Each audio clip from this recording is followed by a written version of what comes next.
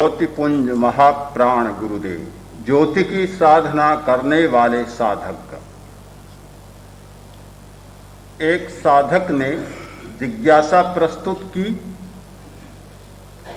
हम सामाजिक वातावरण को छोड़कर प्रज्ञा प्रदीप के एकांत वातावरण में आए हैं।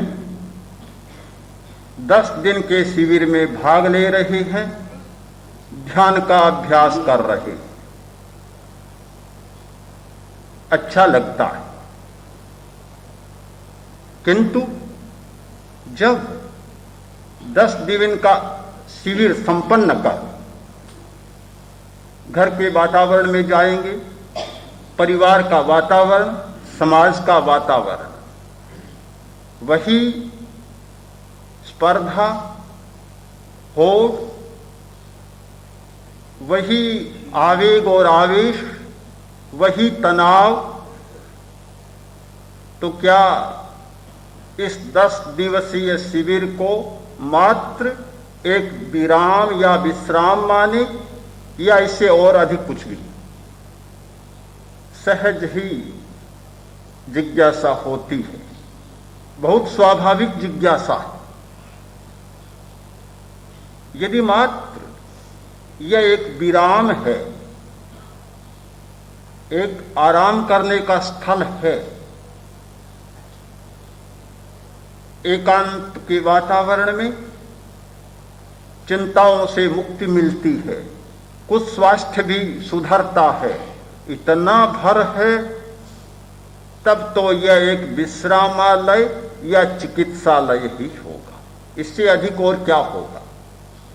किंतु ध्यान का लक्ष्य कुछ दूसरा है, वह है जीवन दृष्टि का परिवर्तन।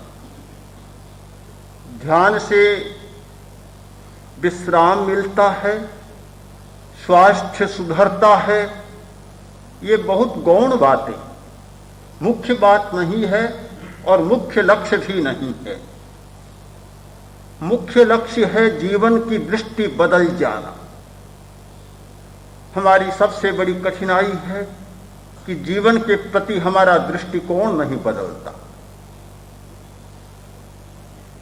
जब दृष्टि बदल जाए, सब कुछ बदल जाता है। दृष्टि नहीं बदलती, कुछ भी नहीं बदलता। एक प्रकार का जीवन दर्शन समाज के और व्यक्ति के सामने है। उस जीवन दर्शन से फलित होता है क्रोध, क्रूरता, पराई दृष्टि को सिर पर मोल लेना, कभी हर्ष, कभी शोक, कभी कुछ और कभी कुछ, नाना प्रकार की अवस्थाओं का अनुभव करना, अपने रस का अनुभव न करना, केवल पदार्थ के रस का ही अनुभव करना, यह है एक प्रकार का जीवन दर्शन। और उस जीवन दर्शन के द्वारा आज नाना प्रकार की समस्याएं मनुष्य के सामने आ रही है। ध्यान के द्वारा जीवन की दृष्टि बदलती है, एक दूसरे प्रकार का जीवन दर्शन मनुष्य के सामने उपस्थित होता है। उसमें करुणा का विकास होता है, कोप नहीं होता। जयाचार्य ने भगवान वासु पूज्य की स्तुति में लिखा है, प्रभु आप करुणा के आगर हो गए, इतने अनंत करुणा आप में जाग गई, कभी क्रोध आता ही नहीं। क्रोध तब आता है जब करुणा की कमी होती है। क्रोध उत्तेजना और आवेग का कारण है करुणा की कमी। करुणा जब असीम बन जाती है, फिर क्रोध के लिए कोई अवकाश नहीं रहता। यह करुणा का विकास सम्यक दृष्टि का विकास है। करुणा का विकास व्रत का विकास है। करुणा का विकास अप्रमाद का विकास है। और करुणा का विकास अकसाय का विकास है, वीतरागता का विकास है। जब करुणा का अतिरेक होता है जीवन में तो सहज ही व्यक्ति सुंदर बन जाता है। यह चमड़ी की सुंदरता नहीं, किंतु तरंगों की सुंदरता उसे उपलब्ध हो जाती है। आभा मंडल इतना सुंदर बन जाता है कि उस व्यक्ति के पास आकर कोई बैठता है तो इतना आनंद, इतनी मुग्धता और इतना प्रमोद जागता है कि कहीं भी नहीं जागता। वाणी में मधुरता आ जाती है, वाणी में कटुता आती है क्रोध के द्वारा। और जब करुणा का विकास होता है, वाणी भी मीठी बन जाती है, मधुर बन जाती है। वाणी क्या, जीवन का परिपार्श भी मधुर बन जाता है। इस प्रसंग में एक घटना का उल्लेख करना चाहूंगा जो सच्ची घटना है, काल्पनिक कहानी नहीं, सच्ची घटना है। जेठा भाई की पुत्री, उसका नाम है आशा। एक बार आई, उसने कहा मुझे एक उपाय बताएं जिससे गुस्सा कम हो जाए।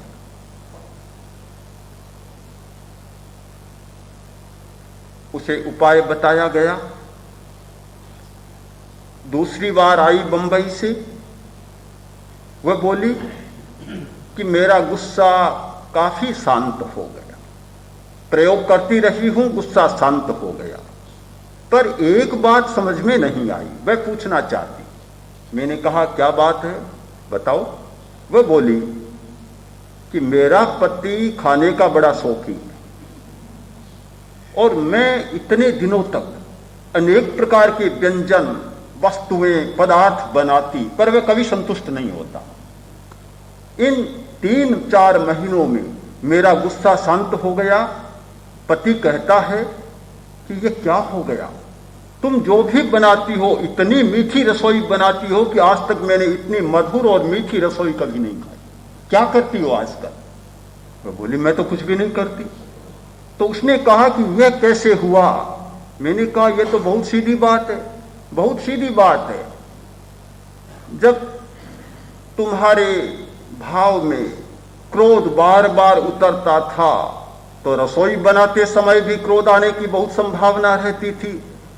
रसोई बनाती तो कोरा उसमें आटा, मिर्च, मसाला ही नहीं होता, गुस्से के परमाणु भी उसमें होते। तो गुस्से के परमाणु बड़े कड़वे होते हैं। तो वह रसोई, कोरी रसोई ही नहीं जाती, साथ में क्रोध के परमाणु भी उस रसोई में मिल जाते तो कड़वा लगता। अब जब तुम्हारे मन में शांति आ गई, क्रोध के परमाणु कम हो गए, तो अब तुम जो रसोई बनाती हो तो उसमें कोरा आटा, चीनी, नमक, मसाले ये ही नहीं होते, किंतु ये क्षमा के मीठे परमाणु भी उसके साथ जाते हैं तो रसोई बहुत मीठी लगती है। बहुत सीधी बात है। हमारे परिपार्श्व का, हमारे चित्त से निकलने वाली भाव तरंगों का और उनके परमाणुओं का इतना प्रभाव होता है कि हम समझ नहीं पाते। एक व्यक्ति की सन्निधि में जाकर बैठते हैं, चित्त प्रमोद से भर जाता है। एक व्यक्ति के पास जाकर बैठते हैं, चित्त क्षुब्ध हो जाता है, अकारण ही दुख बरस पड़ता है। ऐसा इसलिए होता है कि उस व्यक्ति में से निरंतर परमाणु विकीर्ण होते रहते हैं। यह परमाणुओं का विकिरण का काम निरंतर चलता है। तो जो व्यक्ति अक्रोध बन गया, जिसमें क्रोध का लेश नहीं बचा, उस व्यक्ति के परमाणु बड़े मधुर परमाणु विकीर्ण होते हैं और उसके आभा मंडल में सुंदरता आती है। उसकी हर प्रवृत्ति में मधुरता और मिठास आ जाती है। जय आचार्य ने लिखा, भगवान आप अकोप बन गए, कोप का लेश भी नहीं बचा, इतने सुंदर बन गए कि इंद्र भी आपके बराबर सुंदर नहीं है। इंद्र की सुंदरता एक चमड़ी की सुंदरता हो सकती है, इंद्र की सुंदरता रंग की सुंदरता हो सकती है, किंतु दूसरे व्यक्ति के मन को प्रभावित करने वाली, उसे शांति देने वाली सुंदरता इंद्र के पास नहीं है, वह आपके शरीर में है। आपकी वाणी में इतना मिठास आ गया, और इसलिए आ गया कि क्रोध के कारण जो कटुता बाहर निकलती थी वह सारी की सारी समाप्त हो गई। केवल करुणा, केवल सुंदरता और केवल मधुरता आपके चारों ओर बिखर रही है। जब हमारा जीवन दर्शन बदलता है, इस सच्चाई को हम समझ लेते हैं कि क्रोध के कारण केवल घरेलू वातावरण ही नहीं बिगड़ता, केवल कलह, झगड़ा और संघर्ष ही नहीं होता, किंतु सारा वातावरण प्रदूषित हो जाता है। आज के युग की बड़ी समस्या है वातावरण प्रदूषण की। चारों ओर पॉल्यूशन की समस्या, इतना दूषित वायुमंडल हो रहा है फैक्ट्रियों के द्वारा, ऊर्जाओं के द्वारा, बसों, ट्रकों और मोटर कारों के द्वारा सारा वायुमंडल दूषित हो रहा है। इस बात को सब अनुभव कर रहे हैं, किंतु इससे भी गंभीर समस्या है क्रोध के प्रदूषण की। ये गैसों के प्रदूषण की बात तो समझ में आ गई, अभी तक भी यह सच्चाई समझ में नहीं आई कि मनुष्य समाज में भयंकर गुस्सा चलता है, लड़ाइयां चलती है, कलह चलता है, संघर्ष चलता है, और वे परमाणु जो निकलते हैं वे सारे वायुमंडल को कितना दूषित बना रहे हैं। प्रदूषण का उपाय सोचा जा रहा है कि वायुमंडल शुद्ध बना रहे, प्रदूषण न आए, किंतु कोई उपाय भी नहीं सोचा जा रहा है। कितना प्रदूषित हो रहा है और उसकी शुद्धि का कोई उपाय नहीं सोचा जा रहा। बहुत आश्चर्य की बात, जब हमारा जीवन दर्शन बदलता है तब ये सच्चाई समझ में आती है। इस सच्चाई को हम पकड़ सकते हैं कि क्रोध, उत्तेजना, आवेग और आवेश के द्वारा सारे संसार का, न केवल परिवार का, न केवल आसपास के समाज का, किंतु पूरी मानव जाति का और पूरे संसार का वायुमंडल कितना दूषित होता है, और कितने जहरीले विषाक्त परमाणु सारे वायुमंडल में भर जाते हैं। जीवन की दृष्टि बदलती है तो हमारा हर्ष, हमारी प्रसन्नता अखंडित बन जाती। आज तो स्थिति यह है कि प्रसन्नता और हर्ष जब चाहो तब खंडित। एक क्षण में प्रसन्नता तो दूसरे क्षण में विषन्नता, एक क्षण में हर्ष तो दूसरे क्षण में शोक। जब चाहो तब बदल दो, और चाहे अनचाहे भी बदल जाती है बात सारी। थोड़ी सी गाली देखो प्रसन्नता का क्या होता है। एक आदमी बड़ा खुश नजर आ रहा है, बड़ा प्रफुल्ल है, हर्षित है। यदि तुम चाहो कि उसे दुखी बनाना है, बहुत कुछ करने की जरूरत नहीं, बस कान के पास जाओ, दो चार गालियां बक दो, और दूसरे क्षण में देखो प्रसन्नता काफू, हर्ष कहां चला गया पता ही नहीं चलेगा। बिल्कुल उद्विग्न हो जाएगा, क्षुब्ध हो जाएगा, उत्तेजित हो जाएगा। दुखी बनाना हर आदमी के हाथ में है। जब चाहो तब किसी को दुखी बना दो, और जब चाहो तब किसी व्यक्ति को उछाल दो, नचा दो, बंदर की भांति जो चाहो सो करवा दो।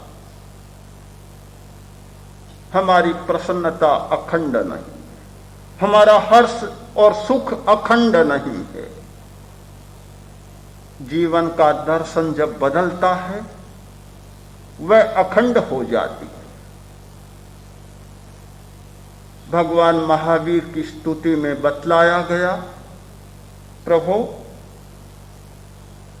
आपको कष्ट दिया गया, देव के द्वारा कष्ट दिया गया, मनुष्य के द्वारा कष्ट दिया गया, पशु के द्वारा कष्ट दिया गया, पर आपकी प्रसन्न दृष्टि में कोई परिवर्तन नहीं आया। जब संगम नाम के देवता ने कष्ट दिया,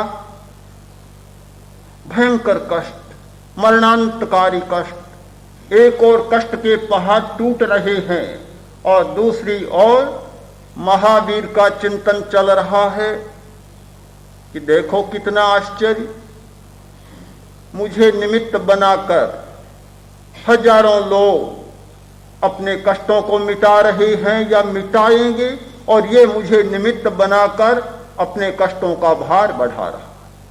क्या सोचा जा सकता है? कभी नहीं सोचा जा सकता। थोड़ा सा भी कोई कष्ट दे, तत्काल मन में आती है कि बदला न ले लूं तो मेरा नाम ही क्या है। अगर दिन में तारे न दिखा दूं तो मैं क्या हूं फिर?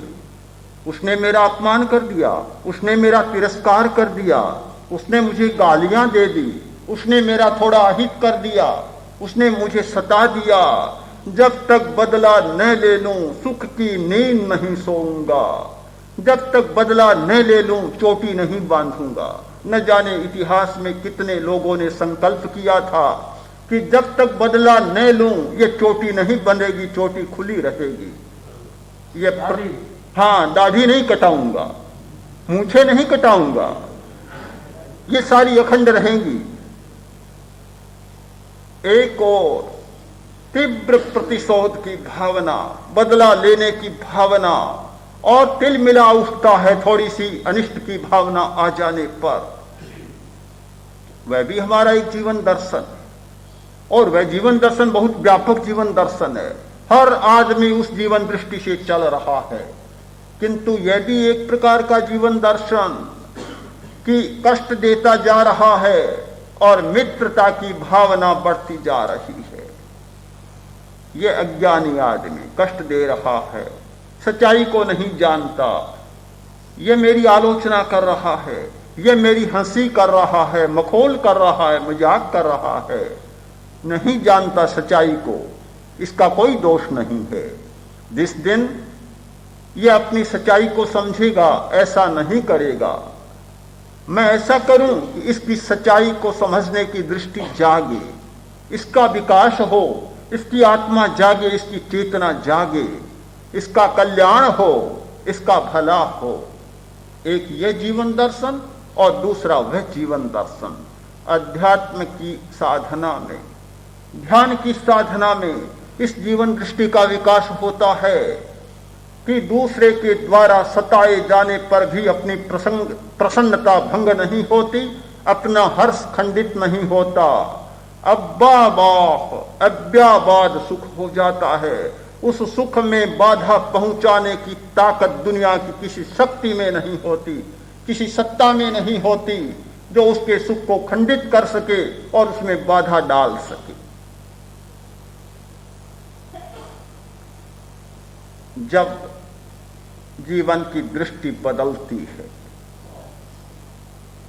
तो कर्म बंद नहीं होता, कर्म तो चालू रहता है। आदमी कर्म को कैसे छोड़ सकता है, प्रवृत्ति को कैसे छोड़ सकता है? जब तक शरीर है तब तक प्रवृत्ति को नहीं छोड़ सकता, किंतु प्रवृत्ति के साथ आने वाली मूर्छा बदल जाती, आसक्ति कम हो जाती है, उसमें बहुत बड़ा परिवर्तन आता है। अरिष्टनेमि की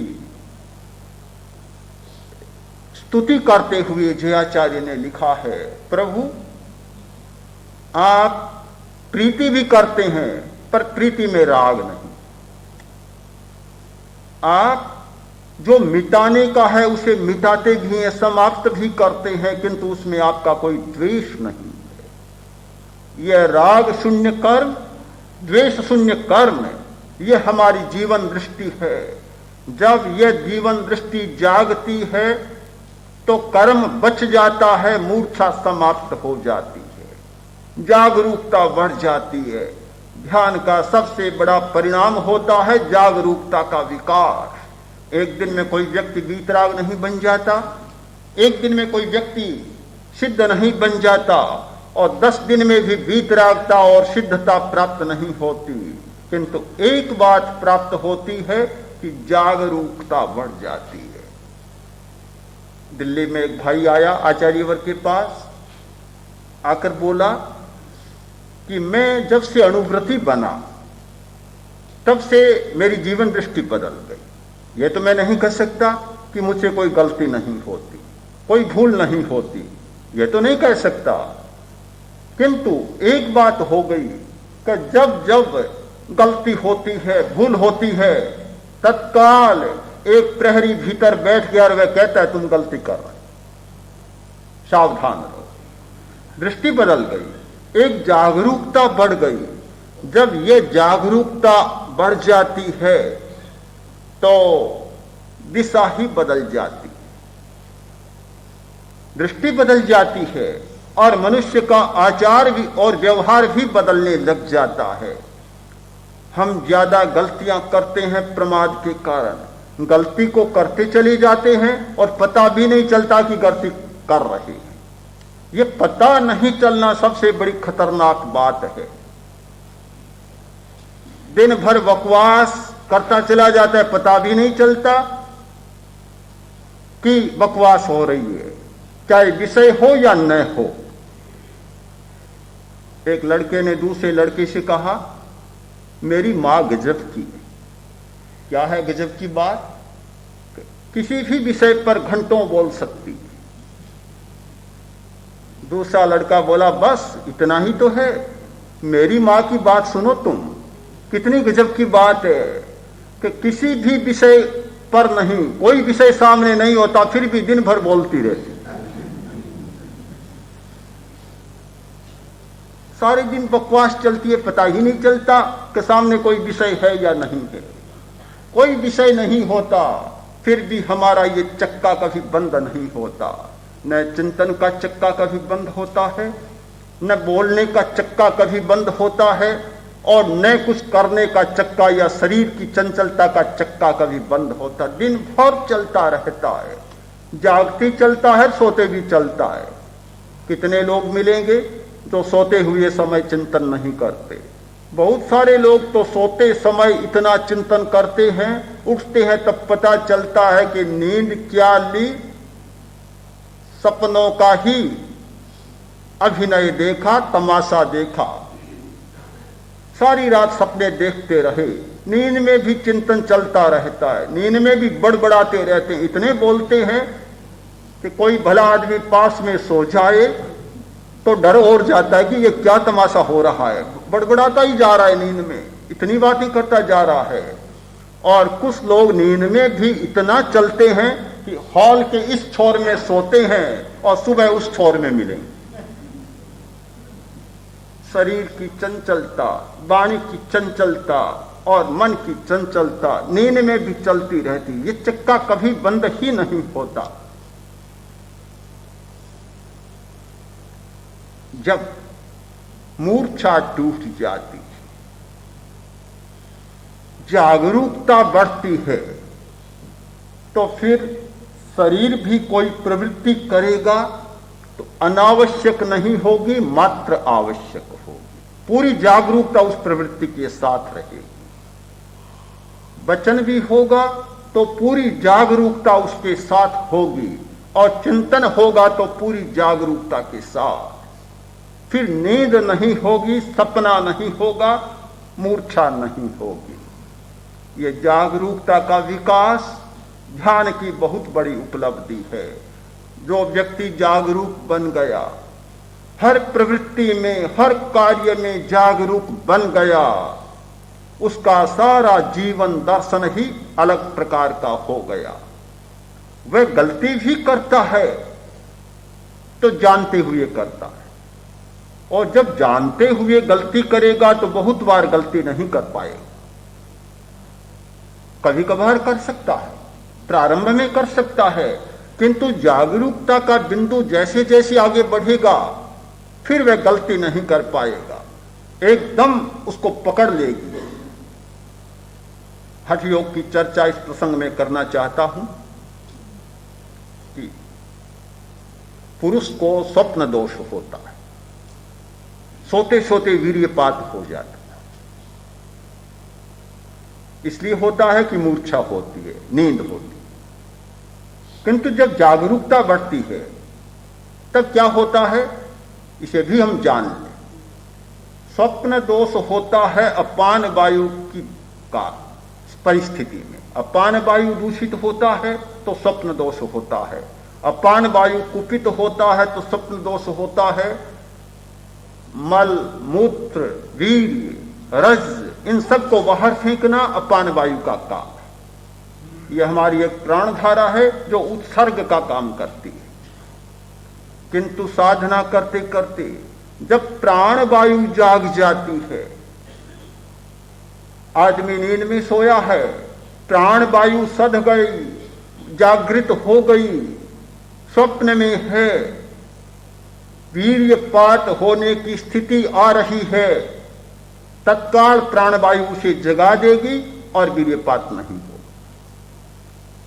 जब जागरूकता बढ़ जाती है तो फिर अनजान में होने वाली गलतियों पर भी नियंत्रण हो जाता है, अंकुश लग जाता है।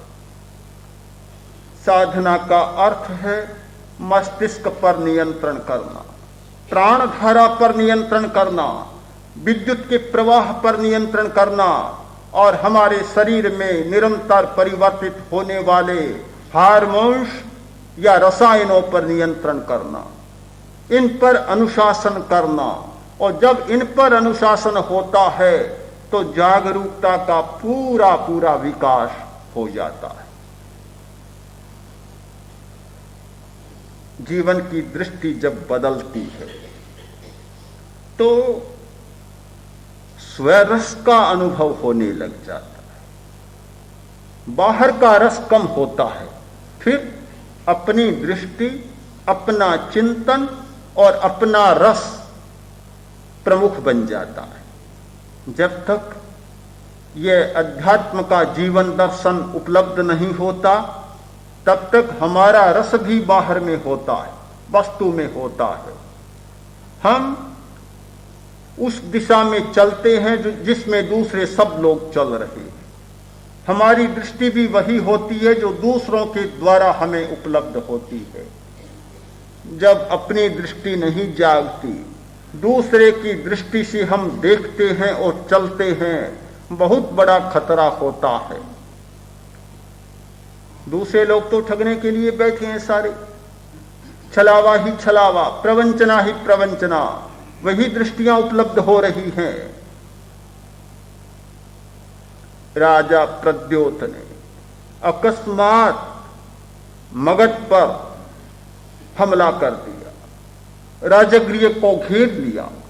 चंड प्रद्योत की बड़ी सेना, बड़ा राज्य, मगध का छोटा राज्य, बिना पूर्व सूचना के अकस्मात आक्रमण हो गया। श्रेणी घबरा गया, अब कोई उपाय नहीं जीतने का और बचने का। अभय कुमार को बुलाया, बोला मंत्री क्या करें, बड़ी कठिनाई हो गई, बड़ी मुसीबत, अब क्या करें, कोई उपाय नहीं। श्रेणी घबरा सकता है, क्यों कि उसके पास सत्ता का बल है, घबरा सकता है। पर जिसके पास बुद्धि और प्रज्ञा का बल होता है वह कभी विचलित नहीं होता, कभी नहीं घबराता। अभय कुमार के पास सत्ता की अपेक्षा बुद्धि और प्रज्ञा का बल बड़ा प्रखर था। जितना बुद्धिमान था उतना ही प्रज्ञावान था, जितना मंत्रित्व था उतना ही साधकत्व उस व्यक्ति में था, बड़ा धार्मिक और बड़ा साधक था। उसने कहा महाराज चिंता क्यों करते हैं, कोई चिंता की बात नहीं, सब कुछ ठीक हो जाएगा। श्रेणी कहता है तुम तो सदा ही ऐसा ही कहते हो, कैसे ठीक हो जाएगा, कोई तमाशा है क्या बच्चों का, सारा नगर गिर गया, कोई साधन सामग्री अपने पास नहीं, कोई पूर्व तैयारी नहीं, कैसे हो जाएगा? अब तो हथियार डालने के सिवाय कोई उपाय नहीं बचा। उसने कहा आप चिंता न करें। गया, एक पत्र लिखा और अपने गुप्तचरों के साथ, अपने दूतों के साथ प्रद्योत तक पहुंचाया। पत्र में लिखा, महाराज प्रद्योत, आप मेरे मोसे हैं। मैं रानी चेल्लना और शिवा देवी में कोई अंतर नहीं करता। दोनों बहनें, एक मेरी मां और एक आपकी पत्नी, वह मेरी मासी है। तो आप आ गए, पर मैं देखता हूं आपको बड़ी मुसीबत का सामना करना पड़ेगा और आप बंदी बन जाएंगे। मेरा परामर्श मांगे तो जल्दी उज्जैनी लौट जाए। कारण बहुत साफ है। आपके सारे सामंतों को सम्राट श्रेणिक ने अपने वश में कर लिया, धन से खरीद लिया और वे सब तैयार हो गए कि कल आपको बंदी बनाकर श्रेणिक को सौंप देंगे। अगर मेरी बात पर आपको भरोसा न हो तो सामंतों के तंबुओं के पास आप भूमि को खुदाकर देख ले कि मगध की स्वर्ण मुद्राएं वहां दबी पड़ी हैं और उन मुद्राओं से सामंतों को सम्राट ने वश में कर लिया, छीन लिया, खरीद लिया। पत्र हाथ में पहुंचा, पढ़ा, पढ़ते ही सारा वातावरण, दृष्टि बदल गई। दृष्टि को तो बदलना था, दृष्टि बदल गई।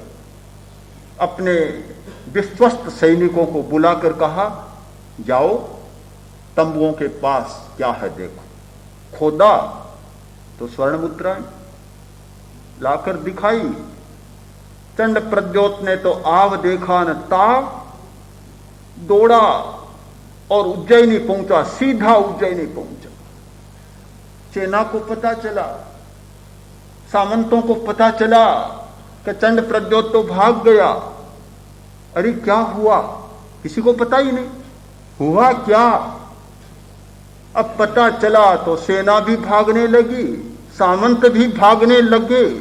एक आदमी नहीं मरा और युद्ध समाप्त।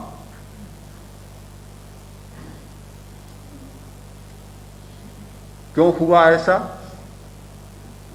दृष्टि बदल गई। जब दृष्टि बदल जाती है तो फिर सब कुछ बदल जाता है। प्रश्न है दृष्टि को बदलने का। ऐसी बुद्धि मिले, ऐसी प्रज्ञा जागे कि दृष्टि बदल जाए। व्यवहार की दुनिया में भी दृष्टि बदली जाती है। दृष्टि बदली जाती है क्योंकि मस्तिष्क में ऐसे कुछ रसायन हैं, ऐसे कुछ विद्युत के प्रवाह हैं कि उनको बदल देने पर दृष्टि बदल जाती है। एक वैज्ञानिक ने एक प्रयोग किया, भयंकर प्रयोग। हजारों दर्शक देख रहे, हजारों दर्शकों के बीच उसने प्रयोग किया। स्वयं एक मैदान में चला गया और दो भयंकर सांड जो बड़े खूंखार छोड़ दिए गए। वह बीच में मैदान में खड़ा है, दो सांड छोड़े गए और दूर दूर से हजारों दर्शक देख रहे हैं।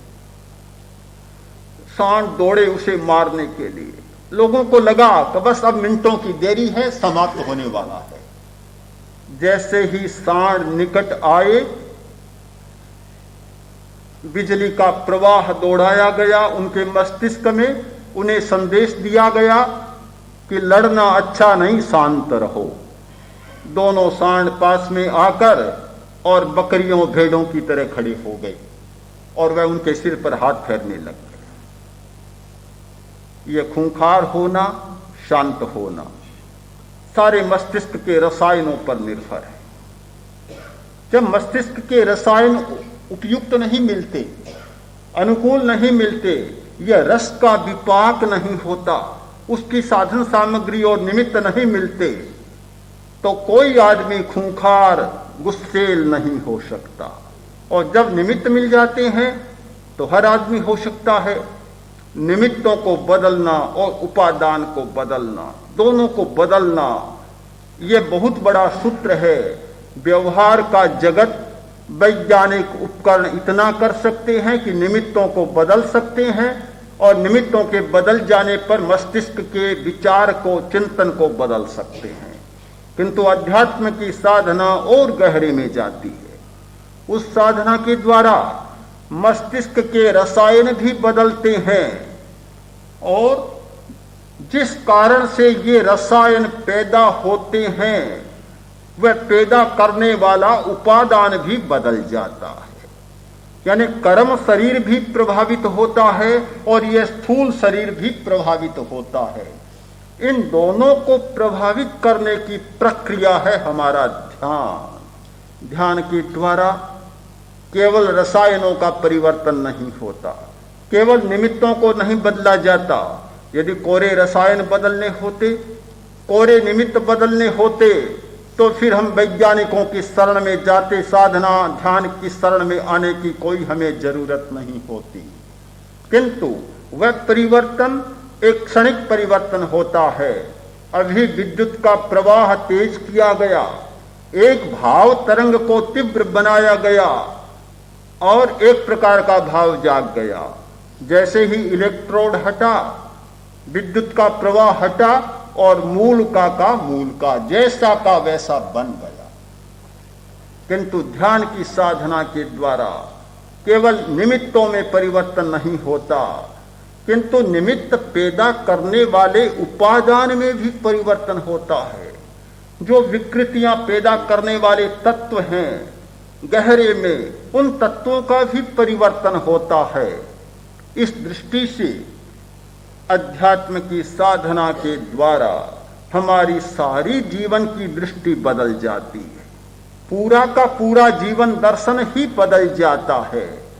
और जब आदमी का जीवन दर्शन बदलता है तो फिर वह आदमी पहले जैसा नहीं रहता, बदला बदला लगता है। अपने आप को भी वह बदला बदला लगता है और दूसरों को भी बदला बदला लगता है। हमने देखा ध्यान की साधना में आने वाले व्यक्तियों का पूर्व जीवन और हमने देखा ध्यान की साधना करने वालों का उत्तर जीवन। ऐसा लगता है कि पूर्व जीवन में और उत्तर जीवन में कोई मेल ही नहीं। संस्कृत काव्यों में एक परंपरा रही है, पूर्व रामचरित और उत्तर रामचरित। आचार्य जिनसेन ने महापुराण लिखा, शेष बच गया तो उनके योग्यतम शिष्य ने गुणभद्र ने उत्तर पुराण लिखा। पूर्व और उत्तर की परंपरा रही है। दो व्यक्तियों द्वारा लिखे गए दो काव्यों में बिल्कुल भेद पहचाना जा सकता है। ध्यान साधना के बाद भी ऐसा ही होता है कि बीच में एक ऐसी रेखा खिंच जाती है, हमें यह पहचानने में कोई कठिनाई नहीं होती कि एक पूर्व का जीवन और एक उत्तर का जीवन। किंतु एक कठिनाई जरूर होती है कि जो लोग नहीं जानते उनके मन में प्रश्न होता है, क्या यह वही है या कोई दूसरा है? कहीं चोला तो नहीं बदल दिया, कहीं इस देश में कोई दूसरा तो नहीं आ गया है। इतना अंतर स्पष्ट लगने लग जाता है। ये अंतर कोई लाया गया अंतर नहीं, ये अंतर कोई आरोपित अंतर नहीं है। ये अंतर है जीवन दृष्टि के बदल जाने का अंतर। आदमी, हर आदमी, चाहे पढ़ा लिखा हो चाहे अनपढ़ हो, एक धारणा, एक दर्शन के आधार पर चलता है। अनपढ़ आदमी भी दर्शन के बिना नहीं चलता। दर्शन पढ़ने की बात नहीं होती, दर्शन या धारणा से मिलता है या कुछ भीतर के प्रयत्नों से अपने आप जागता है। हर आदमी दार्शनिक होता है, दुनिया का एक भी आदमी ऐसा नहीं होता कि जो दार्शनिक न हो। किसी किसी को दार्शनिक कह दिया जाता है, ये तो हमारी भ्रांति है। हम मान लेते हैं कि ये दार्शनिक है। कौन आदमी दार्शनिक नहीं होता? जीवन दर्शन के बिना कोई आदमी एक पैर भी नहीं चलता। समाज का पूरा आचार, समाज के सारे रीति रस्म, समाज की सारी प्रक्रिया दर्शन के आधार पर चलती है। तो एक प्रकार का दर्शन व्यक्ति को एक प्रकार की दिशा और पथ पर चलाता है, और जब जीवन का दर्शन बदलता है तो व्यक्ति दूसरी दिशा और दूसरे पथ पर चलने लगता है। तब हमें ऐसा प्रतीत होता है कि व्यक्ति बदल गया। सचमुच बदल जाता है, सचमुच बदलता है, और इतना बदलता है कि पहचानने में कठिनाई हो जाती है। हम ध्यान साधना के मूल अर्थ को समझें। स्वास्थ्य, विश्राम आदि तात्कालिक या वर्तमानिक उपयोगों तक ही इसको सीमित न करें। वे भी बड़ी उपयोग है, कम नहीं है। अगर स्वास्थ्य सुधरता है, विश्राम मिलता है, तनाव मिटता है, तो भी कम नहीं है, बहुत मूल्यवान है। पर इससे भी बहुत मूल्यवान है जीवन दृष्टि का परिवर्तन, जीवन की दिशा का परिवर्तन और उपादान का परिवर्तन। धर्म का, अध्यात्म का सबसे बड़ा एक अनुदान है उपादान का परिवर्तन। हजार हजार प्रयत्न कर लेने पर भी वैज्ञानिक और वैज्ञानिक उपकरण निमित्तों को बदल सकते हैं, पर उपादान को नहीं बदल सकते। उपादान को बदलने का, मूल स्रोत को पकड़ने का एकमात्र उपाय है अपने चैतन्य का अनुभव। के भाषण का कि हमारे शरीर में दो प्रकार के नाड़ी संस्थान होते हैं, इच्छा चालित और स्वतः चालित। तो ध्यान के द्वारा इच्छा चालित पर तो नियंत्रण पाया जा सकता है, पर क्या स्वतः चालित नाड़ी संस्थान पर भी नियंत्रण पाया जा सकता है? उस दिन स्पष्ट किया था, शायद स्मृति हो, इच्छा चालित नाड़ी संस्थान पर नियंत्रण पाने में ध्यान ही नहीं, हमारा संकल्प भी सफल हो जाता है। हम जब चाहते हैं तो अंगुली को हिलाते हैं, नहीं चाहते हैं तो बंद कर लेते। किंतु ध्यान से यह बात होते होते, अभ्यास जैसे जैसे परिपक्व होता है, हमारी शक्ति विकसित होती है। इच्छा चालित नाड़ी संस्थान नहीं है, जो ऑटोनॉमिक नर्वस सिस्टम है, उस पर भी नियंत्रण हमारा हो जाता है। और जब यह अंतर यात्रा का प्रयोग करते हैं, उसका विकास होता है, तो है हमारी क्षमता और अधिक जाग जाती। प्रश्न है कि जीवन दर्शन बदलता है, उपादान बदलता है, तो क्या वह स्थायी रहता है या तात्कालिक होता है? और स्थायित्व के लिए क्या करें? यदि स्थायी न हो, तात्कालिक हो, तब तो ध्यान भी एक वैज्ञानिक उपकरण जैसा बन गया। एक बार बदल गया और छूट गया। एक बात तो जरूर है कि ध्यान को भी स्थायी रखो तो स्थायी होगा। यह तो नहीं होगा कि 10 दिन ध्यान किया, शिविर में रहे, तब ध्यान किया और स्थायित्व का सर्टिफिकेट मिल गया, आप घर पर जाएं, कोई जरूरत नहीं। यह भ्रम हो तब तो तोड़ देना चाहिए। अगर आप ध्यान को स्थायी बनाओ तो वह भी स्थायी बन जाएगा। जैसे जैसे चैतन्य का अनुभव हमारा स्थायी बनता है, उपादान स्थायी बनने लग जाएगा। एक सबसे सीधी प्रक्रिया है, जे आचार्य ने स्वयं अपनी 24वीं में एक सूत्र दिया है कि चित्त को रोककर भीतरा का ध्यान करने वाला प्रभु तुम्हारे सरीखा बन जाता है, तुम्हारे जैसा ही बन जाता है। बन सकता है, उपादान सारा बदल जाता है, निमित्त नहीं, भीतर से इतना बदल जाता है कि वीतराग का ध्यान करने वाला स्वयं वीतराग बन जाता है। पर बनता तब है कि सातत्य रहे, सन्निधि बराबर रहे। तो जितना चैतन्य का अनुभव, जितना वीतरागता का अनुभव होगा, उपादान उतना ही स्थायी हो जाएगा, और जितना कमजोर होगा उपादान का परिवर्तन उतना ही कमजोर होगा।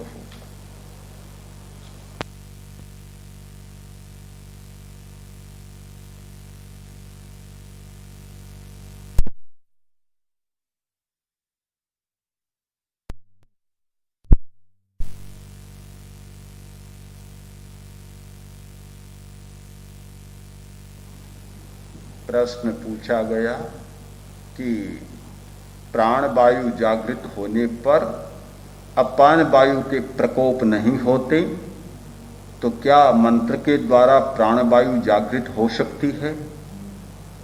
मंत्र भी एक साधन है, उसके द्वारा भी प्राण वायु जागृत होती है।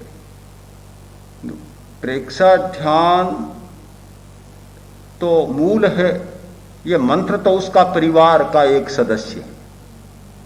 मूल परिवार तो प्रेक्षा ध्यान ही है। तो जब हम चैतन्य केंद्रों का ध्यान करते हैं, प्राण केंद्र, आनंद केंद्र, इन पर ध्यान करते हैं, तो प्राण वायु बहुत प्रबुद्ध हो जाता है, प्राण धारा बहुत प्रबुद्ध होती है। तो मंत्र के द्वारा भी कुछ सफलता मिल सकती है, पर पूरी सफलता के लिए तो चैतन्य केंद्रों की प्रेक्षा जरूरी है। बस अब हमारे ध्यान में भी वह आता है, जो ज्योति केंद्र पर सफेद रंग का ध्यान करवाते हैं, इससे उत्तेजना बहुत कम होती है, क्योंकि उत्तेजना पैदा होना हाइपोथैलेमस का काम है। सारा ताप का नियंत्रण यह हाइपोथैलेमस करता है, और उसमें पिनियल और पिट्यूटरी इनका बड़ा हिस्सा होता है। जब हम ज्योति केंद्र पर ध्यान करते हैं सफेद रंग का, तो उत्तेजना में परिवर्तन होता है और गुस्सा कम होने लगता है। और इसके सिवाय कुछ दूसरे भी बताए थे, जो कभी व्यक्ति से बात करने पर भी बताए जाए। दर्शन पाने के इच्छुक साधक और साधिकाओं, आपने सुना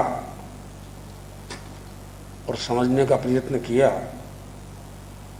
कि सही जीवन दर्शन से जीवन बदल जाता है। जीवन बदल जाता है, ये नितांत सही बात है। जो व्यक्ति आज हमको क्रूर दिखाई देता है, वही व्यक्ति करुण बन जाता है, करुणायुक्त बन जाता है। और जो व्यक्ति कभी करुणायुक्त दिखाई देता है, वही व्यक्ति आगे चल के अत्यंत क्रूर बन जाता है। एक व्यक्ति के मन में चिंतन आया कि मैं चाहता हूं एक ऐसा चित्र खींचना जो व्यक्ति बिल्कुल शांत हो।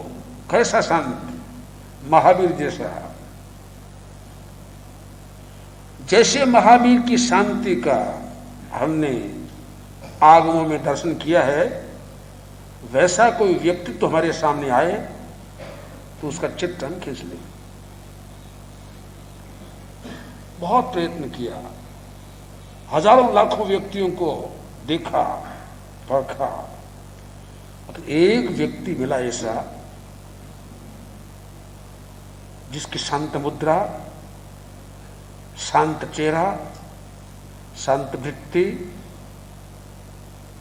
आंखें, उसे देख के सोचा यही व्यक्ति वैसा है जिसका मैं चाहता था। उसे चित्र खींच लिया। महावीर की शक्ल तो नहीं आ सकेगी, वो तो आकार तो आने का सवाल नहीं है। इतना शांत चित्र आया, उसके मन में आया कि मैं बिल्कुल सफल हो गया। जैसा चित्त खींचना चाहता था वैसा चित्त मुझे मिल गया। कुछ वर्ष बीत गए। उसने सोचा अब एक ऐसा चित्त खींचना चाहता हूं तो राक्षस हो, बिल्कुल क्रूर हो। क्रूर नहीं, क्रूरतर, नहीं क्रूरतम, जिससे बढ़कर संसार में कोई क्रूर हो नहीं सकता। तामसी वृत्तियों का संगम, राक्षसी वृत्तियों का संगम। खूब ढूंढा उसने, सामान्य क्रूर से काम नहीं चलता। हजारों लाखों व्यक्तियों को ढूंढा, देखा, एक व्यक्ति उससे मिला। इसने सोचा कि मेरी कामना सफल हो गई। कैमरा हाथ में लिया, चित्त खींच लिया। चित्त खींचा, बड़ा प्रसन्न हुआ कि मेरी कामना सफल हो गई। एक तरफ महावीर, एक तरफ गौशालक, एक तरफ सकरुणी, एक तरफ क्रूर। बड़ा प्रसन्न हुआ, उसको देखने लगा। वो व्यक्ति जो क्रूर था, उसने कहा, आप क्या कर रहे हैं? कि मैं आपका चित्त खींच रहा हूं। क्यों? कि मैंने एक चित्त खींचा पहले, और ऐसा चित्त खींचा कि जैसा चित्त मुझे आज तक मिला नहीं। तो मैंने सोचा वैसा ही दूसरा चित्त में खींचूं, और वैसा मैंने चित्त खींच लिया। वो हंसने लगा, बोले मैं ही था। जिसका चित्त आपने शांत वृत्ति में खींचा वो मैं ही था, और दूसरा भी मैं ही हूं। समझ गया? व्यक्ति वही था, उसकी क्रूरता, उसकी करुणा। आप भी वैसे ही बन सकते हैं।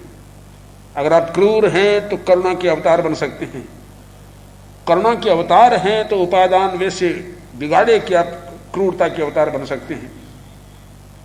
अपेक्षा इस बात की है कि हम अपने जीवन के सही दृष्टिकोण को प्राप्त करें।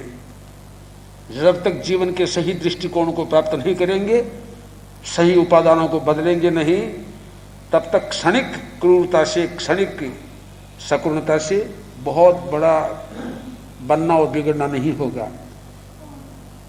सातत्य को हम प्राप्त करें, यही हमारे महाप्रज्ञ ने आज के प्रवचन में आपको बतलाया। और नींद और स्वप्न की बात जो उन्होंने बतलाई, ये तो उनकी अनुभूत बात थी। ये जब स्वयं बच्चे थे तब रजा ने कितनी रातें मारी थी इन्होंने।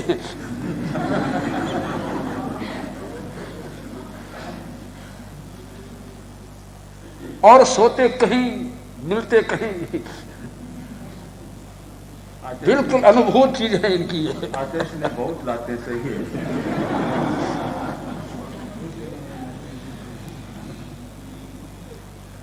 तो बहुत सारी चीजें अनुभव में आती है, पढ़ने से, सुनने से, देखने से।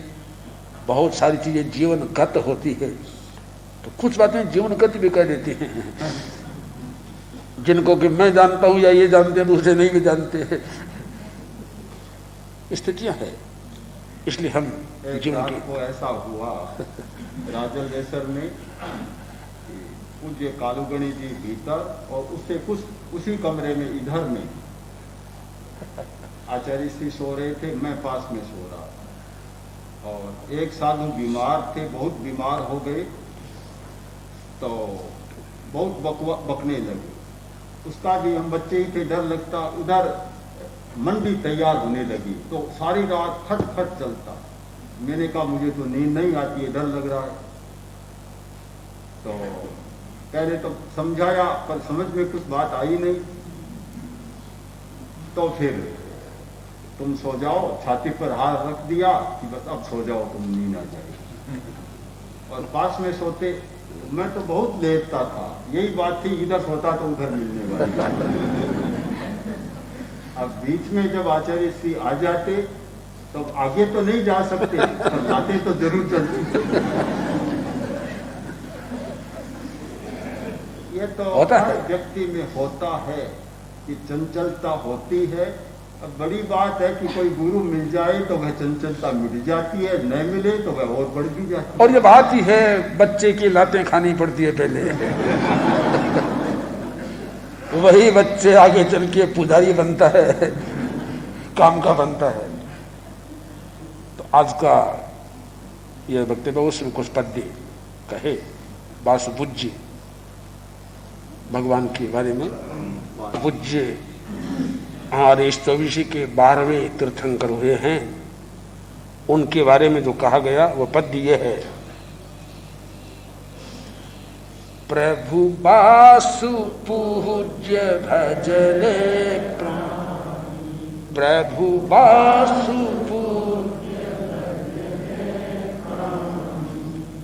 इंद्र थकी अधिका ओबे, इंद्र थकी अधिका ओबे, करुणागर कदेय नहीं को पे, वर साकर दूध जिसी बाणी, प्रभु वासु पूज्य भज, साकर दूध जिसी बाणी, प्रभु वासु पूज्य, प्रभु वासु पूज्य भजन। चलो आगे। मिठास वाली बात आ गई। एकदम मिठास है क्या? साकर दूध से बनी, पानी में कितना मिठास है, साकर और दूध जैसा। भगवान महावीर 24वें तीर्थंकर, जय आचार्य ने उनका एक स्तवन लिखा है, 24वां स्तवन। उसका एक दूसरा पद्य है। नहीं सो दूसरो जाए, एकदम धीमे स्वर से गाने वाले, धीमे स्वर से गाए। नहीं सो दूसरो जग भी, नहीं सो दूसरो जग, उपसर्ग सहीवा अडिग जीन बर, सुरगिरी जे मैं सधी नहीं सो दूसरो जग, संग में दुख दिया आकरा रे, सुप्रसन्न नजर दयाल, संग में दुख दिया आकरा रे, सुप्रसन्न नजर, जग उद्धार हुए मोथ की रे, ए डूबे इनकार नहीं सो दूसरो जगरी, नहीं सो दूसरो जगरी। न पर कर्म खपायन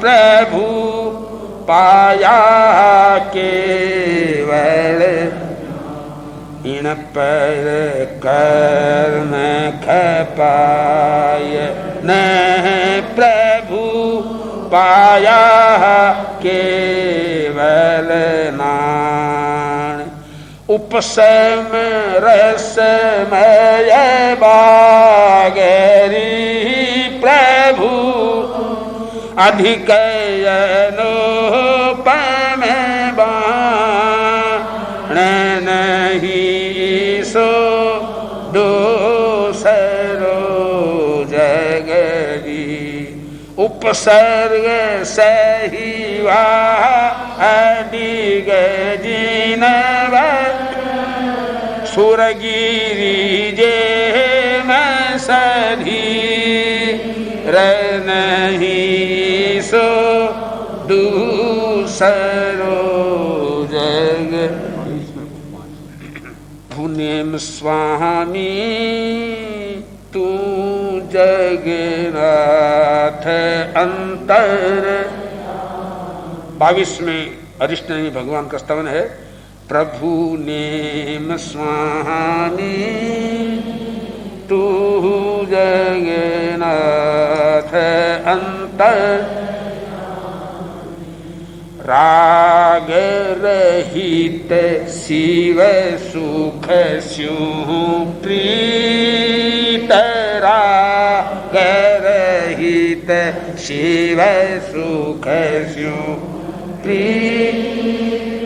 कर्म हण बलि द्वेष रहित प्रभु नेम स्वामी तू जगन्नाथ अंतर। इचरजकारी प्रभु थारो चरित्र। इचरज थारो चरित्र। ओ प्रणम कर जोड़ी नित प्रभु नेम स्वामी तू जगन्नाथ अंतर। बस